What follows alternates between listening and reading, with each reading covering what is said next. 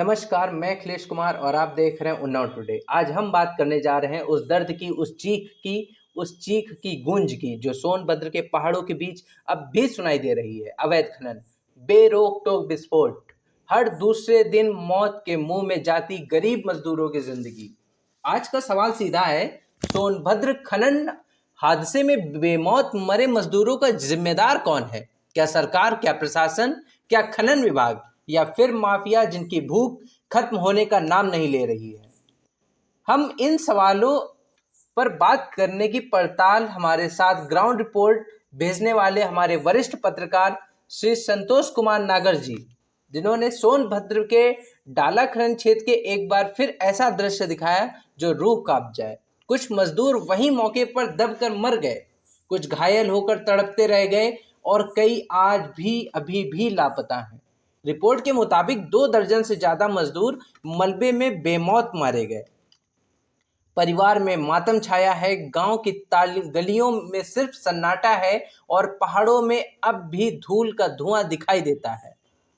कांग्रेस सेवा दल के जिलाध्यक्ष कौशलेल पाठक का बयान बेहद गंभीर है। उन्होंने कहा, मुख्यमंत्री योगी आदित्यनाथ जी का कार्यक्रम थोड़ी ही दूर पर चल रहा था और उसी दौरान खदानों में विस्फोट होते रहे। यह केवल हादसा नहीं, यह सीधी सुरक्षा चूक है।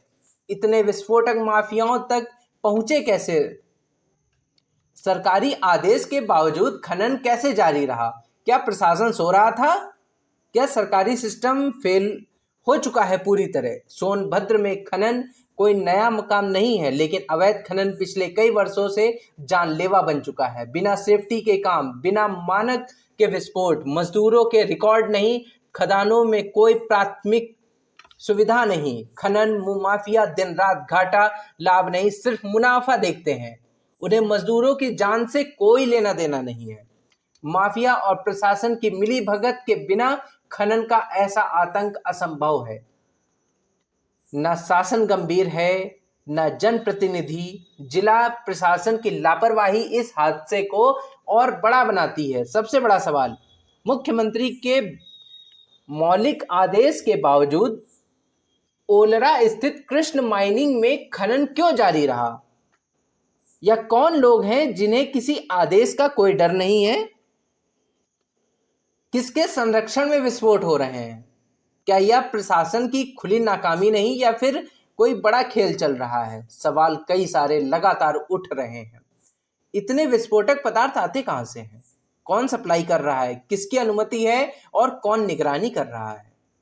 यानी इतना बड़ा खतरा और शासन प्रशासन एकदम चुप। अब चलते हैं हमारे ग्राउंड रिपोर्ट, जहां से हमें रिपोर्ट भेजी है।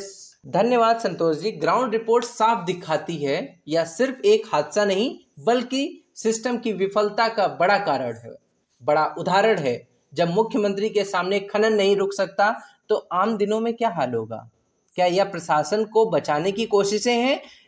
क्या यह माफियाओं के राज हैं, या फिर सरकारी उदासीनता? कौशलेश पाठक ने मुख्यमंत्री से साफ कहा, 50-50 लाख रुपए मृतकों के परिवार को दिए जाएं, घायलों को 5-5 लाख रुपए की सहायता दी जाए। बगैर सूचना के मुख्यमंत्री खनन क्षेत्र का दौरा करें, दोषियों को सख्त कार्रवाई हो, अवैध खनन रोकने के लिए स्थायी नीति बने। यह बातें सही हैं क्योंकि मजदूरों की जान सबसे कीमती है। सोनभद्र के इस हादसे में फिर एक बार याद दिलाया है कि जिस देश में मजदूरों की जान की कीमत नहीं, वहां विकास अधूरा है, वहां व्यवस्था कमजोर है और वहां इंसानियत सवालों के घेरे में है।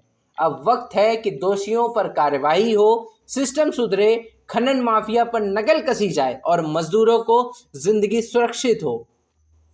उन्नाव टुडे इस मुद्दे को उठाता रहेगा, आप और आपकी हर एक सच्चाई दिखाता रहेगा। मैं हूं अखिलेश कुमार।